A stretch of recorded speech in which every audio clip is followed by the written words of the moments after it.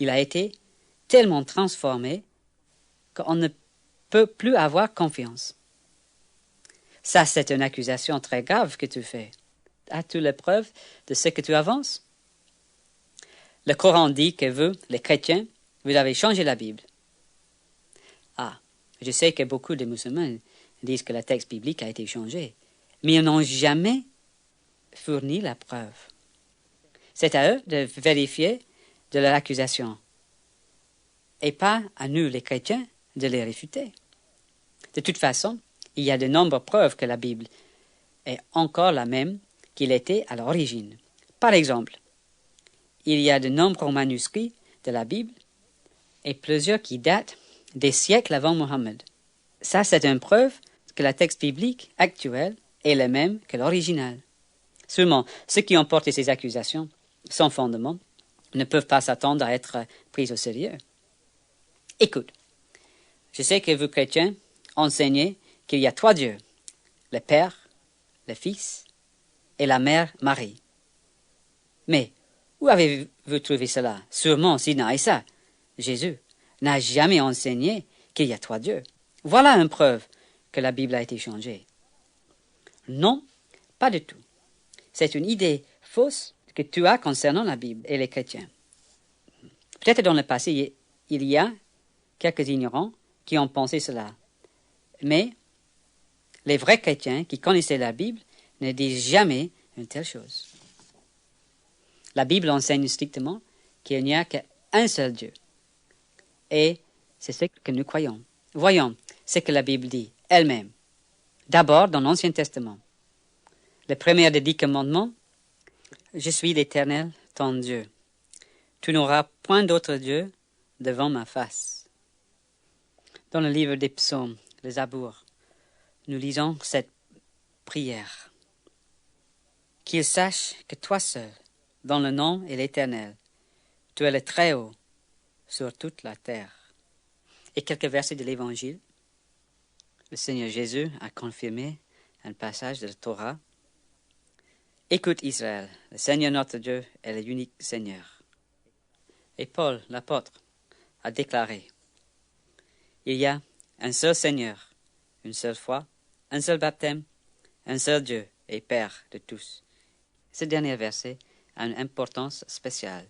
Il montre que Dieu n'est pas très loin de nous, comme un grand roi enfermé dans son palais, désintéressé de la vie quotidienne et de l'expérience du peuple. Le Dieu de la Bible est un Dieu vivant, plein de sympathie pour les plus petits de ses créatures. Il les appelle et il va vers eux. Écoute, frère, je sais que vous, les chrétiens, dites que Sidna Isa est un Dieu. J'ai même entendu des chrétiens qui disent, d'après l'autorité de la Bible, que Jésus est le Fils de Dieu. Mais Dieu, est-il comme un homme qui prend une épouse et a un fils? C'est impensable. Dieu dit, « Kul huwa ahlu ahad, ahlu as-samad, lam yalad, wa lam yulad, wa lam yakun lahu kafun. » Pardon, mais voilà une autre idée fausse que les musulmans sortent toujours. Il est impensable que les chrétiens puissent dire que Dieu a eu un fils dans le sens humain, ou qu'il a eu une épouse. Quand la Bible appelle Jésus le Fils de Dieu, il ne veut jamais dire que Dieu a eu un fils en ayant des relations avec une femme. L'expression biblique « Fils de Dieu » Ibn Allah a un sens spirituel et symbolique. Par exemple, que pensez-vous quand vous dites Ibn Trek? Il est un fils de la route. Vous ne pensez pas que la route a un fils? C'est ridicule. Non, cela veut dire quelqu'un qui voyage beaucoup. C'est juste une image. Donc pourquoi prenez-vous toujours l'expression Fils de Dieu dans le mauvais sens? Laissez-moi lire un passage de la Bible qui peut aider à comprendre le sens de l'expression Fils de Dieu. Dans l'évangile de Saint Luc, Gabriel parle à Myriam. Le Saint-Esprit viendra sur toi, et la puissance du Très-Haut te couvrira de son ombre. C'est pourquoi le saint enfant qui naîtra de toi sera appelé Fils de Dieu. Donc, tu vois que Jésus est appelé le Fils de Dieu, parce qu'il est né d'une vierge, par la puissance de l'Esprit de Dieu. Je te conseille de lire la Bible pour toi-même. Comme cela, tu peux voir ce qu'elle enseigne, et tu auras une idée de ce qu'elle exprime réellement, plutôt que de répéter des idées fausses. Prie pour que Dieu te illumine pendant que tu lis ce livre, et lis-le avec un esprit ouvert, et tu connaîtras la vérité qu'elle enseigne. De toute façon, c'est bon marché. Quel est le prix? Nous le vendons au prix spécial de 10 francs, mais le prix normal est 25 francs. 10 francs? C'est trop. Je te donne 5 francs. Écoute, je te fais un prix spécial. 7 francs 50. Juste pour toi, à condition que tu promets de le lire. D'accord. Voilà tes 7 francs 50. Philémon يا سيدي وارجع مرة أخرى. بسلامة. Je voudrais parler avec toi, monsieur. Ah, encore bonjour, monsieur. Qu'est-ce que je peux faire pour toi? Il y a quelque chose dans ce livre que je viens d'acheter qui me choque. Ah, qu'est-ce que c'est? J'ai examiné votre Bible et je trouve ceci. Évangile de Matthieu, Évangile de Marc, Évangile de Luc, Évangile de Jean. Je ne comprends pas ça. L'Évangile, est-ce un seul livre ou 4? C'est une bonne question. Tu crois que l'Évangile, c'est un livre que Dieu a envoyé à Jésus? Ce n'est pas le sens propre du mot Angile ou Évangile. Quand la Bible parle de l'Évangile, cela veut dire bonne nouvelle de la venue de Sauveur sur la terre. Jésus venu pour sauver le monde. Mais les récits de sa vie dans le Nouveau Testament sont aussi appelés les Évangiles. Tous sont inspirés et se complètent l'un l'autre. Et tous parlent d'une seule personne, Jésus-Christ. Aussi, il n'y a pas seulement un évangile, mais il y a 4 écrits inspirés qui attestent cela, et ces 4 textes sont aussi appelés évangiles. Nous devons distinguer l'évangile de ces 4 récits. Mais comment faire pour savoir laquelle de ces 4 est la plus vraie? Tous les 4 sont vrais. C'est comme s'il y a quelques témoins d'un accident de route. Chacun dit la vérité, mais dans une manière différente. Oui, mais il y a quelque chose d'autre, monsieur. Regardez, ici, par exemple, il est écrit « Jésus est sorti de la ville, portant sa croix, et quand il est arrivé à l'endroit appelé Golgotha, il fut crucifié. » Mais ce n'est pas la vérité, parce que le Coran dit « Ils ne l'ont pas tué, ils ne l'ont pas crucifié. Ils ont pensé qu'ils l'ont vu crucifié, mais seulement en apparence. Ils ont pensé avoir tué le Seigneur Jésus, mais Dieu l'a enlevé pour être avec lui. Et c'est là qui est Christ maintenant. Il n'est pas mort, il est vivant. Dieu soit loué. Tu as dit qu'il est vivant. Et je le dis aussi. Il est vivant. Parlons de lui.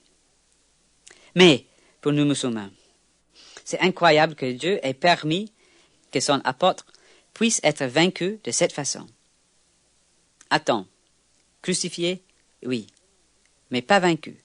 Nous venons juste de parler de 4 évangiles, et à la fin de chaque évangile, il y a un témoignage sur la mort de Jésus.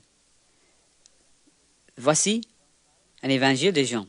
Jean parle comme un témoin de cette mort. Il était là, il a vu. Matthieu parle aussi à la fin de son évangile, et Marc et Luc aussi parlent de la mort de Jésus.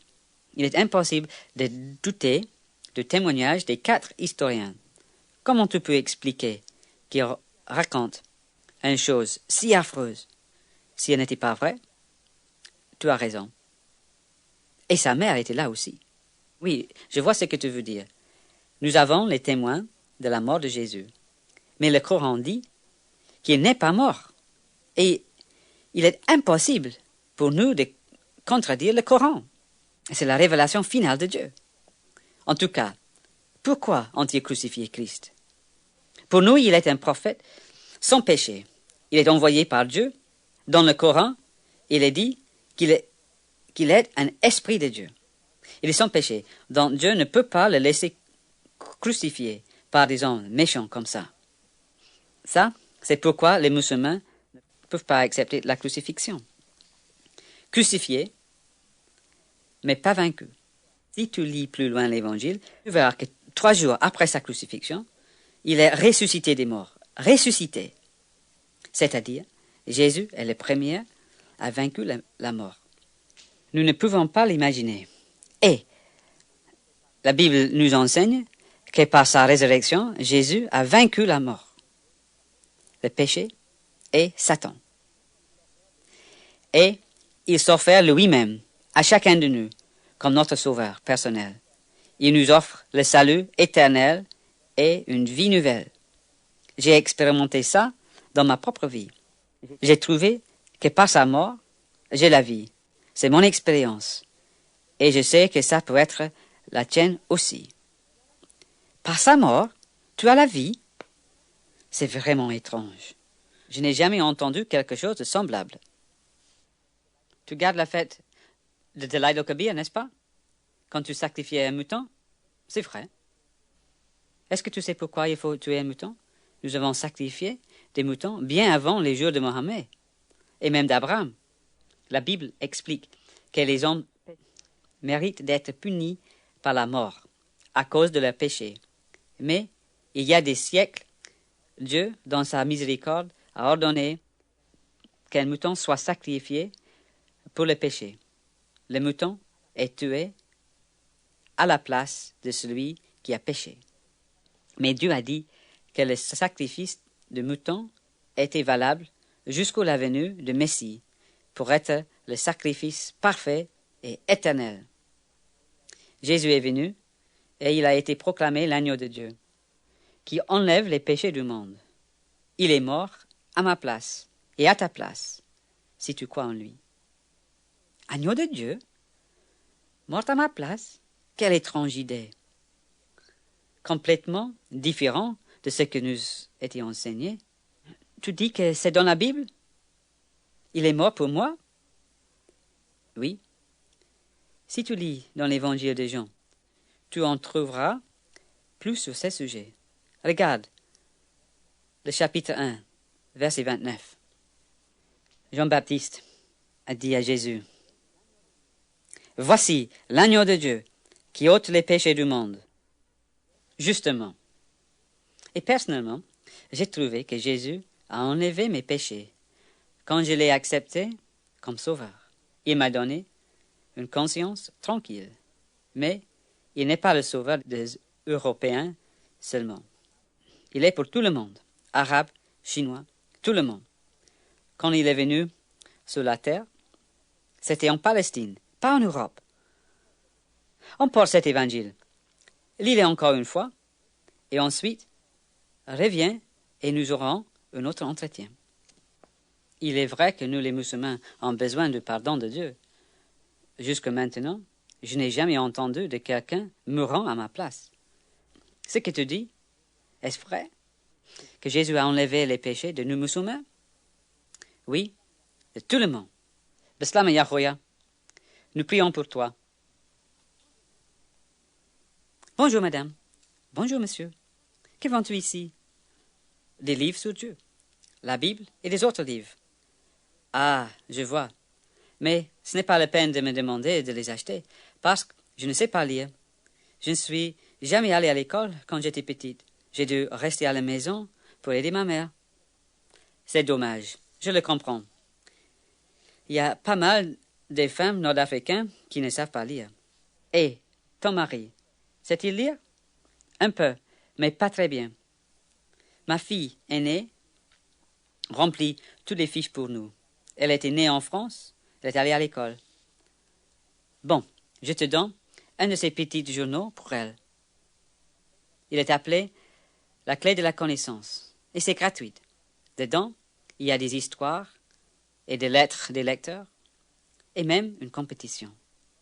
Mais, regarde, voici quelque chose spécialement pour toi. Mais je te dis, je ne sais pas lire. Justement. Ceci, c'est un petit livre pour les gens qui ne lisent pas. As-tu déjà vu un petit livre comme ça? Non, jamais. De quoi cette couleur te fait penser? Quelque chose qui coûte cher? Des bijoux? Oui, quelque chose de très beau et de bon. Le lieu le plus joli que je connais, c'est le ciel, où habite Dieu. Ça doit être très beau. Aimerais-tu y aller un jour? Oh oui. Et maintenant, regarde cette page. Le noir. Qu'est-ce que ça te rappelle? Les ténèbres? Le malheur? Oui. Et le péché est noir. Dieu haït tant le péché qu'il ne permet pas au péché d'entrer au ciel. As-tu déjà fait quelque chose de mal? Bien sûr, comme tout le monde. Donc, cela veut dire que personne est assez bon pour entrer au ciel, n'est-ce pas? Oui, mais Dieu seulement le sait. C'est lui qui décide qui peut aller au ciel et qui ne peut pas. La Bible dit que la punition du péché est la mort. Et cette mort est d'être séparé éternellement de Dieu. Et la page rouge vous fait penser à quoi? Du sang. Oui, dans le passé, les gens ont tué des animaux pour les offrir comme sacrifice à Dieu, pour obtenir le pardon de leurs péchés.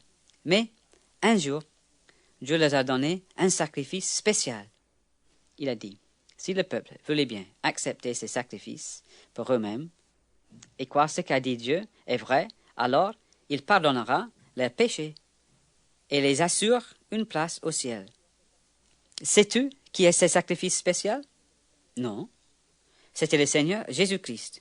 Dans la Bible, Jésus est appelé l'agneau de Dieu parce que il est mort comme sacrifice pour nos péchés, pour mon péché et pour ton péché. Pour mon péché?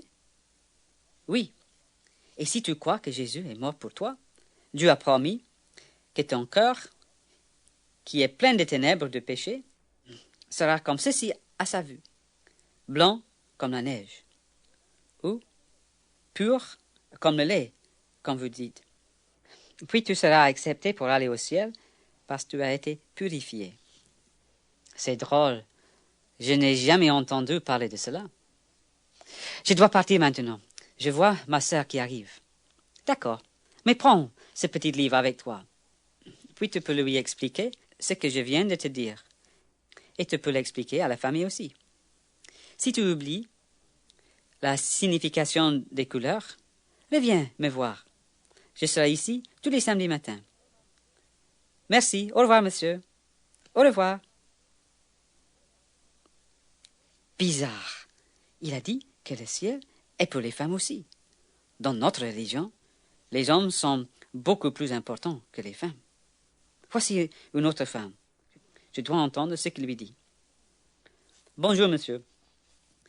Que vendez-vous? Nous vendons de la littérature chrétienne, et spécialement la Bible, en français et en arabe. En arabe? Pourquoi voulez-vous vendre des livres en arabe? Parce qu'il y a beaucoup de Nord-Africains ici, et eux aussi ont besoin de connaître la parole de Dieu, autant que nous les Européens. Quelle idée! Vous perdez votre temps, monsieur, si vous pensez que vous allez faire convertir les Arabes. J'ai vécu en Afrique du Nord pour des années, et je les connais bien. Ils ont leur religion, qui leur convient, et ils ne la changeront jamais. Excusez-moi, madame, si je vous contredis, mais moi aussi, j'ai vécu en Afrique du Nord. Et moi aussi, je connais bien les Nord-Africains. Parmi eux, j'ai beaucoup d'amis, et en plus, j'en connais certains qui sont des vrais chrétiens. Oh! Il dit ça pour te faire plaisir. Non, madame, je vous assure que j'en connais certains qui ont étudié la parole de Dieu, et ils sont convaincus d'être pécheurs et que Christ est le seul sauveur. Ils ont accepté son salut et trouvé la paix et la joie qui est, croient, impossible sur la terre. Vous m'étonnez. J'aimerais bien rencontrer un musulman qui a changé de religion. Je vous assure, madame, il y a pas mal de chrétiens nord-africains aujourd'hui. Certains ont souffert la persécution à cause de leur foi en Christ. Ils ont été rejetés par leur famille, ils ont été saisis par les autorités et questionnés pour des heures avec des menaces et souvent pire. Et ils ont résisté tout cela. Oui, ils ont dit que nous sommes les citoyens loyaux de notre pays, mais en même temps, nous sommes chrétiens. Ceci a énervé la police. Vous voyez, madame, on ne change pas la religion, on a une vie changée.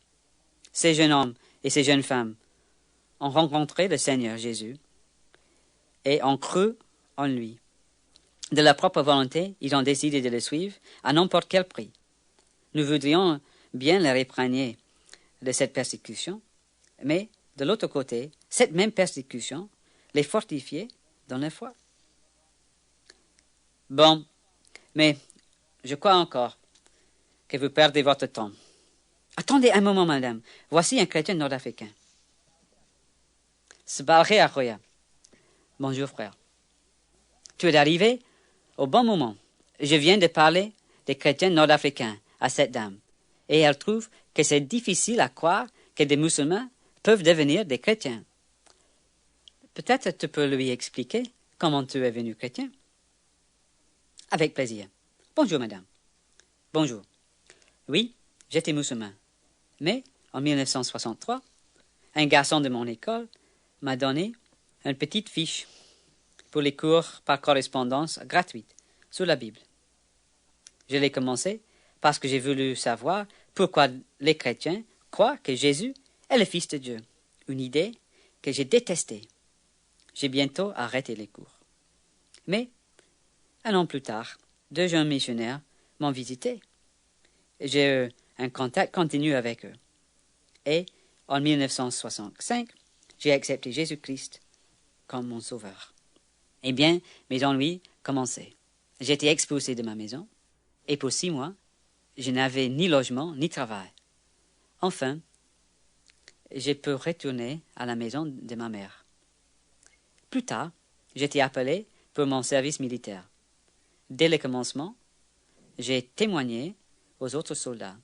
Mais bientôt, je me trouvais en prison pour ça. Après mon service militaire, j'ai travaillé en Europe avec Opération Mobilisation. Et plus tard, j'étais inscrit dans une école biblique baptiste au Liban. En même temps, j'ai appris comment réparer les postes de radio et de télévision. Maintenant, j'espère retourner au Maroc pour travailler dans une boutique de radio et de télévision et, en même temps, témoigner à notre Sauveur glorieux. Bon, je n'ai jamais rencontré quelqu'un comme toi. Je dois parler avec lui. Peut-être, et pour répondre à mes questions. Peut-être Jésus est le Sauveur du monde.